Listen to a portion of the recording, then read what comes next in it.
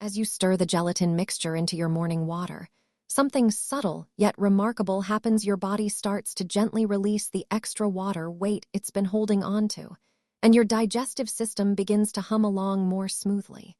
It's like a quiet awakening where your insides start to feel more balanced and at ease. This is what happens when you start doing the gelatin trick, a simple yet powerful daily ritual that's been gaining attention for its potential to support overall wellness. My friend who's been doing the gelatin trick for a while now says it's become an essential part of her morning routine, right up there with brushing her teeth and having a cup of coffee.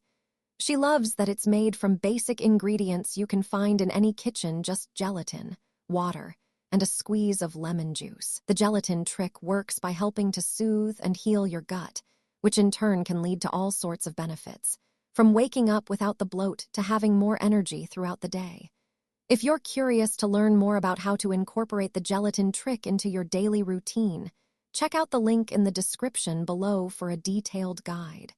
And if you have any questions, be sure to check out the pinned comment where I've shared some additional tips and resources to get you started with the gelatin trick.